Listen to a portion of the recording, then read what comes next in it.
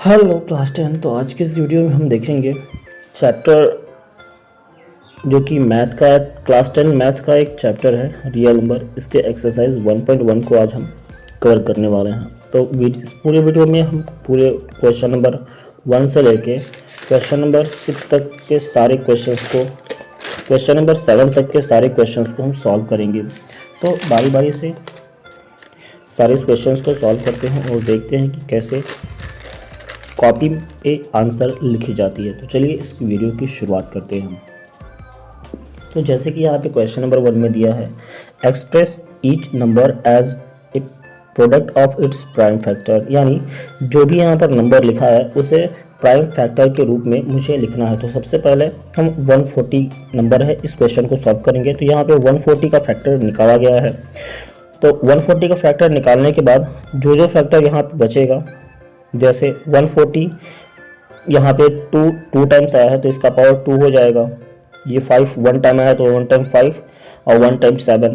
तो इस तरीके से अगर हम इसका फैक्टर कहें कि टाइम फैक्टर क्या होगा 140 का, तो हम लिख सकते हैं 140 equal to 2 square into 5 into 7। ये हमारा आंसर हो जाएगा। इसी तरीके से हम दूसरी क्वेश्चन को भी देख लेते हैं। क्वेश्चन नंबर 2 है 156। यहाँ पे 156 का प्राइम फैक्टर निकालेंगे और प्राइम फैक्टर निकालने के बाद सॉल्यूशन में हम क्या लिख देंगे कि 156 किसका फैक्टर है या इसके प्राइम फैक्टर क्या क्या हो सकते हैं। तो यहाँ पे 2 टाइम्स आया है तो यहाँ पे 2 का पावर 2 इंटू 3 1 टाइम आया है और 13 भी 1 टाइम आया है। इसलिए हम कह सकते हैं कि 156 का जो फैक्टर है प्राइम फैक्टर वो 2 का पावर 2 इंटू 3 इंटू 13 है और ये हमारा आंसर हो जाएगा। ऐसे ही हम क्वेश्चन नंबर 3 को भी सॉल्व कर लेंगे। यहाँ पे 3825 लिखा है तो इसका फैक्टर निकालेंगे। तो बारी बारी से इनका फैक्टर निकाल दिया जाएगा और फैक्टर निकालने के बाद इसको सॉल्यूशन के लिए हम क्या लिख देंगे, उसी नंबर को फिर से रिपीट कर दिया जाएगा 3825। यहाँ पे 3825 हो जाएगा और देख लेंगे कि इनके फैक्टर में क्या क्या आया है। तो 3 2 टाइम आया है तो 3 का पावर 2, 5 2 टाइम आया है तो 5 का पावर 2 और 17 1 टाइम आया है तो 17 एक बार लिख दिया जाएगा। और इस तरीके से 83825 का फैक्टर होगा 3 का पावर 2 इंटू 5 का पावर 2 इंटू 17। ये हमारा आंसर हो जाएगा। ऐसे ही क्वेश्चन नंबर 4 को भी हम सॉल्व करेंगे। क्वेश्चन नंबर 4 है 5005। इसके सॉल्यूशन के लिए भी हम पहले एक फैक्टर निकाल लेंगे। तो सबसे पहले इसे 5 से डिवाइड किया गया है, तो उसके बाद 7 से, फिर 11 से और उसके बाद 13 से। तो इसका जो फैक्टर बनेगा वो फैक्टर होगा 5005 का फैक्टर होगा 5 इंटू 7 इंटू 13 इंटू 11। तो इस तरीके से ये इसका आंसर हो जाएगा। वैसे ही हम क्वेश्चन नंबर 5 को भी सॉल्व करेंगे। क्वेश्चन नंबर 5 के सॉल्यूशन के लिए हम क्या करेंगे, जैसे क्वेश्चन नंबर 1 to 4 हम बनाए हैं वैसे ही इसको भी सॉल्व करेंगे। तो यहाँ पे 7429 को फैक्टर निकालेंगे। तो 17 के टेबल में ये पूरा नंबर 437 टाइम में कट जाएगा और 19 के टेबल में 437 23 टाइम में कट जाएगा। तो 23 को हम 1 टाइम में डिवाइड करा देंगे। तो इस तरीके से जो 7429 का जो फैक्टर होगा वो हो जाएगा 17 इंटू 29 इंटू 23। ये इसका आंसर हो जाएगा। इसके बाद हम क्वेश्चन नंबर 2 को देखेंगे। यहाँ पे क्वेश्चन नंबर 2 कह रहा है find the LCM and HCF of the given pairs and verify LCM into HCF equal to A into B. तो यहाँ पर जो हमारा पहला क्वेश्चन है वो है 26 और 91 का। तो सॉल्यूशन के लिए क्या करेंगे, सबसे पहले हम इनका प्राइम फैक्टर निकालेंगे। तो A की जगह पे ये 26 रख देंगे और 26 का जब हम फैक्टर निकालेंगे, 26 का फैक्टर निकालेंगे तो 2 से 13 और ये 13 1 टाइम में आ जाएगा तो 2 और 13 लिख देंगे। तो ये 26 का फैक्टर हो जाएगा। वैसे ही 91 का भी फैक्टर निकाल लेंगे। 91 का फैक्टर होगा 7 13 और ये 13। इस तरीके से 19 का भी फैक्टर निकल जाएगा। तो एचसीएफ निकालने के लिए देखेंगे कि जो वैल्यू दोनों में अवेलेबल है वो इसका एचसीएफ हो जाएगा। और एलसीएम के लिए जो भी अलग अलग नंबर्स हैं उनको हम लिख लेंगे। तो 2 है 7 है और 13 है। 13 को लिख लेंगे और इन सबको मल्टीप्लाई कर देंगे तो हमारा आंसर आ जाएगा 182।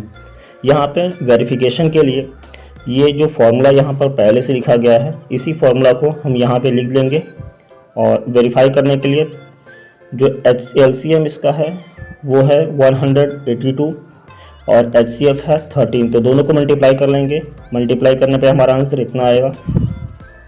और A और B यानी 26 और 91 को मल्टीप्लाई करेंगे तो हमारा आंसर ये आएगा। अगर दोनों का आंसर इक्वल आता है तो ये हमारा आंसर सही माना जाएगा। ऐसे ही क्वेश्चन नंबर 2 और 3 को भी हम सॉल्व करेंगे। क्वेश्चन नंबर B में क्या दिया है, 110, 510 और 92 का फैक्टर निकालना है। जैसे हमने 26 और 91 का फैक्टर निकाला था इस तरीके से, वैसे ही हम इन दोनों का भी फैक्टर निकालेंगे। 500 का 510 और 92 का फैक्टर निकालेंगे तो A के जगह पे हम रख देंगे 510 और इसका जो फैक्टर निकालेंगे तो ये हो जाएगा 2 × 3 × 5 × 7। और B का वैल्यू निकालने के लिए B 97 92 कर देंगे तो 92 का जो फैक्टर होगा प्राइम फैक्टर वो होगा 2 × 3 × 23। यहाँ से हम इसका HCF निकालेंगे। HCF निकालेंगे तो देखेंगे जो वैल्यू दोनों में है तो यहाँ भी 2 आ रहा है, यहाँ भी 2 आ रहा है, इसलिए इन दोनों नंबर का जो HCF होगा वो हो जाएगा 2। और LCM के लिए हम जितने भी डिफरेंट नंबर दिख रहे हैं उन सबको हम लिख लेंगे। तो यहाँ पे 2 दिख रहा है, 3 दिखाई दे रहा है, 5 है, 7 है और 23 है।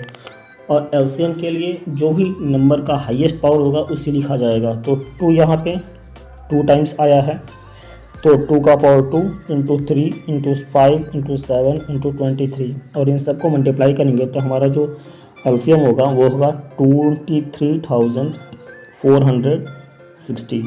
अब वेरिफिकेशन के लिए हम वही फार्मूला यूज़ करेंगे, LCM × HCF = A × B।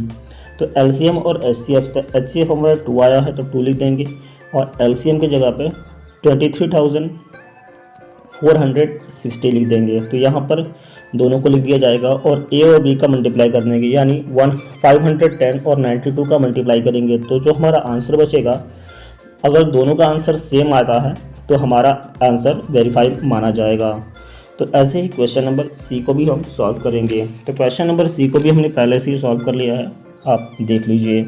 यहाँ पे 336 और 54 का प्राइम फैक्टर निकालना है और उसी तरीके से LCF × LCM को वेरीफाई कराना है। तो A के जगह पे हम लिख लेंगे 336 और इसको वेरीफाई कराएंगे। इसका पहले फैक्टर निकालेंगे, प्राइम फैक्टर जो होगा 2 × 2 × 2 × 2 × 3 × 7। और B के लिए जो कि हमारा 54 है इसका फैक्टर निकालेंगे तो ये हो जाएगा 2 × 3 3 × 3 × 3। तो इस तरीके से हम देखेंगे कि जो वैल्यू दोनों में आ रहा है वो हमारा HCF होगा। तो यहाँ पे 2 आ रहा है और यहाँ 3 भी मैच कर रहा है, तो 2 और 3। तो इस तरीके से इसका जो HCF हो जाएगा वो होगा 6। और LCM निकालने के लिए 2 का पावर जो हाईएस्ट पावर अवेलेबल है तो पहले 2 लिखेंगे, फिर 3 और उसके बाद 7। अब हाईएस्ट पावर देख लेते हैं, 2 कितनी बार है, 2 है 4 टाइम, 3 है 3 टाइम और 7 1 टाइम। तो यहाँ पे इन सब का मल्टीप्लाई कर लेंगे तो हमारा जो LCM होगा वो होगा 3024। अब वेरिफिकेशन के लिए हम वही फार्मूला लिख देंगे, HCF × LCM = A × B। तो HCF हमारा 6 आ गया है तो 6 लिख देंगे, LCM की जगह पे 3024 लिख देंगे और A की जगह पे 336 और B की जगह पे 54 लिख देंगे और मल्टीप्लाई कर लेंगे। अगर दोनों का आंसर इक्वल आता है तो हमारा आंसर वेरीफाई माना जाएगा। इसके बाद हम क्वेश्चन नंबर 3 को सॉल्व करेंगे। क्वेश्चन नंबर 3 कह रहा है कि find LCM and HCF using prime factorization, यानी प्राइम फैक्टर का यूज़ करके हमें LCM और HCF निकालना है। तो पहला जो क्वेश्चन है वो है 12, 15 एंड 21। तो इसका प्राइम फैक्टर निकालने के लिए हम 12 का फैक्टर निकालेंगे। 12 का फैक्टर हो जाएगा 2 × 4, 2 × 2 × 3 और 15 का जो फैक्टर होगा 3 × 5। इसी तरीके से 21 का जो फैक्टर होगा वो होगा 3 इंटू 7। इसके बाद हम देखेंगे कि जो वैल्यू तीनों में कॉमन आ रहा है वो हमारा HCF हो जाएगा। तो यहाँ पे 3 ही है, यहाँ भी 3 है, यहाँ भी 3 है। इस तरह से इन तीनों का जो कॉमन वैल्यू है वो है 3, तो इसका HCF हो जाएगा 3। और LCM के लिए हम सभी वैल्यूज़ को जो जो अलग अलग वैल्यू हैं वो लिख देंगे। तो यहाँ पे 2 है, 3 है, 5 है और 7 है, इस वैल्यू को लिख लेंगे। और यहाँ पे देख लेते हैं कि किसकी वैल्यू हाई है, मतलब पावर जिसका हाई है वो लिख लेंगे। तो 2 का पावर 2 है, बाकी सब एक एक बार आए हैं तो यहाँ पे एक एक बार लिख दिया जाएगा। और LCM के लिए इन सबको मल्टीप्लाई कर देंगे तो ये हो जाएगा 420। इसके बाद क्वेश्चन नंबर 2 को सॉल्व करेंगे। क्वेश्चन नंबर 2 में 17, 23 और 29 है। तो इन सभी का जो प्राइम फैक्टर होगा इन सबको बारी बारी से निकाल लेंगे। तो 17 का फैक्टर 17 इंटू 1 होगा, 23 का फैक्टर 23 इंटू 1 होगा और 29 का जो फैक्टर होगा वो होगा 29 इंटू 1। यहाँ पे 1 तीनों में कॉमन आया है इसलिए इसका जो HCF होगा वो 1 हो जाएगा। और LCM पता करने के लिए हम सभी को मल्टीप्लाई कर देंगे। तो 17 इंटू 23 इंटू 29 इक्वल टू 11,339। और इस तरीके से जो इन तीनों का LCM होगा वो हो जाएगा 11,339। ये इसका LCM हो जाएगा। ऐसे ही हम क्वेश्चन नंबर 3 को भी सॉल्व कर लेंगे। क्वेश्चन नंबर 3 में है 8, 9 और 25। तो यहाँ भी उसी तरीके से प्राइम फैक्टर निकाल लेंगे। प्राइम फैक्टर की जगह 8 का जो फैक्टर होगा वो होगा 2 इंटू 2। 9 का जो फैक्टर होगा वो होगा 3 इंटू 3 इंटू 1। 25 का जो फैक्टर होगा 5 इंटू 5 इंटू 1। यहाँ पे तीनों में 1 कॉमन आया है इसलिए इनका जो HCF होगा वो हो जाएगा 1। और LCM के लिए हम सभी नंबर्स को जो जो अलग अलग नंबर्स हैं उनको लिख लेंगे। तो यहाँ पे 2 है, 3 है, 5 है और 1 है। तो 3 की हाईएस्ट पावर 2 की हाईएस्ट पावर 3 है,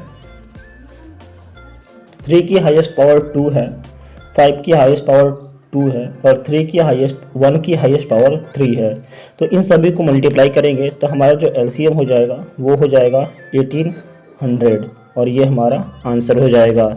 इसी तरीके से हम क्वेश्चन नंबर 4 को भी सॉल्व कर लेंगे। क्वेश्चन नंबर 4 में कह रहा है कि गिवन है HCF of 2 number is 9 and find the LCM of 2 number. यानी अगर हम पिछले वाले फॉर्मूला को यूज़ करें जो कि HCF और into LCM equal to A into B है, तो इसके जगह पे हम ये कह सकते हैं कि हमारे क्वेश्चन में क्या क्या चीज़ दी गई हैं। तो A का वैल्यू 306 हो जाएगा, B का वैल्यू 605 हो जाएगा और इसका HCF जो है वो है 9। तो इस फॉर्मूला के बेस पे अगर हम इसे भरते हैं तो HCF की जगह पे 9 रख देंगे, LCM हमें निकालना है तो LCM लिख लेंगे और इक्वल टू के लिए इक्वल टू रख देंगे। A की जगह पे 306 भर देंगे और B की जगह पे 657 भर देंगे। तो इसको सॉल्व करेंगे तो यहाँ पे LCM जो होगा, LCM लिखने के लिए तो LCM यहीं पर रह जाएगा और इस 9 को हम नीचे भेज देंगे तो ये हो जाएगा 306 इंटू 657 बाई 9। अब 9 से इसको हम डिवाइड कराएंगे तो ये 34 टाइम में कट जाएगा। तो 34 इंटू 657 बच गया। तो इससे अब मल्टीप्लाई करेंगे तो हमारा जो LCM होगा वो हो जाएगा 22,338। तो ये हमारा LCM हो जाएगा। इस तरीके से हम क्वेश्चन नंबर 4 को भी सॉल्व कर लेंगे। इसके बाद क्वेश्चन नंबर 5 कह रहा है कि चेक कीजिए कि चेक वेदर n पावर 6 का power n can and with the digit 0 for any natural number n। यानी कह रहा है कि क्या 6 का पावर कोई भी n नंबर हम लेंगे जो कि एक नेचुरल नंबर है तो क्या उसका जो लास्ट का एंड डिजिट है वो 0 होगा।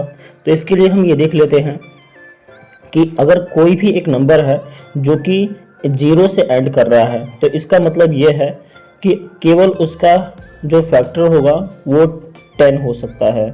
यानी 10 के लास्ट में ही 0 आता है इसलिए हम ये कह सकते हैं कि n का 6 का power n is equal to, अगर हम इसका फैक्टर निकालते हैं तो इसका फैक्टर में 2 और 3 आते हैं, तो 2 और 3 का मल्टीप्लाई करने पे यहाँ पे केवल 2 आ रहा है और लेकिन 3 नहीं आ रहा है। यहाँ पे इसके फैक्टर में 5 आना चाहिए, क्योंकि 3 इंटू 2 6 हो जाएगा और 2 इंटू 2 यहाँ पे 10 होगा। यहाँ के यूनिट में 0 आ रहा है, यहाँ पे यूनिट में 0 नहीं आ रहा है, इसलिए हम ये कह सकते हैं कि 6 का पावर n कभी भी 0 से एंड नहीं करेगा। इस तरीके से हम इस क्वेश्चन को भी सॉल्व कर पाएंगे। तो इसके बाद हम क्वेश्चन नंबर 6 की ओर बढ़ते हैं। क्वेश्चन नंबर 6 में कह रहा है कि एक्सप्लेन कीजिए कि क्यों यहाँ पे दो एक्सप्रेशन दिए गए हैं। हम इन दोनों एक्सप्रेशन को लिख लेंगे और बारी बारी से सॉल्व करेंगे और पता करेंगे कि क्या ये कंपोजिट नंबर हैं। कंपोजिट नंबर मतलब ऐसे नंबर जिनके कंपोजिट नंबर ऐसे नंबर होते हैं जिनके 2 से ज़्यादा फैक्टर हों, यानी 2 से मोर फैक्टर हों और वो फैक्टर 1 और इटसेल्फ के अलावा 1 और इटसेल्फ से ज़्यादा होने चाहिए। यानी हम यहाँ पे देख लेते हैं। तो सॉल्यूशन के लिए सबसे जो पहला एक्सप्रेशन है उसको हम यहाँ पे लिख लेते हैं। यहाँ पे 13 2 बार आया है तो इसे हम कॉमन ले लेते हैं। तो 7 इंटू 11 प्लस 1, तो यहाँ पे 7 11 77 प्लस 1, तो ये हो जाएगा 78। ये 13 वैसे ही उतर जाएगा और इसको मल्टीप्लाई करेंगे तो ये हमारा हो जाएगा 1014। अगर हम 1014 का फैक्टर निकालते हैं तो इसका फैक्टर कुछ इस तरीके से आ रहा है और हमने पहले ही देखा था कि यहाँ पे 1014 का 2 से ज़्यादा फैक्टर हैं, इसलिए हम ये कह सकते हैं कि 1014 एक कंपोजिट नंबर है। तो इस तरीके से हम इस क्वेश्चन को अपनी कॉपी में लिख सकते हैं। इसके बाद हम क्वेश्चन नंबर इसके दूसरे एक्सप्रेशन को सॉल्व करते हैं। दूसरे एक्सप्रेशन में कह रहा है, उसी एक्सप्रेशन को हम यहाँ पे लिख लेंगे। यहाँ पे 5 और ये 5 है, दोनों 5 को हम यहाँ बाहर कॉमन कर लेते हैं, बाकी सारे नंबर्स को हम लिख लेते हैं। तो 7 into 6 into 4 into 3 into 2 into 1 और इन दोनों को कॉमन लेने के बाद यहाँ पे केवल 1 बच जाएगा। तो इन सभी नंबर को अगर हम मल्टीप्लाई करते हैं तो मल्टीप्लाई करने पे हमारा आएगा 1008 और ये हमारा +1 बच जाएगा।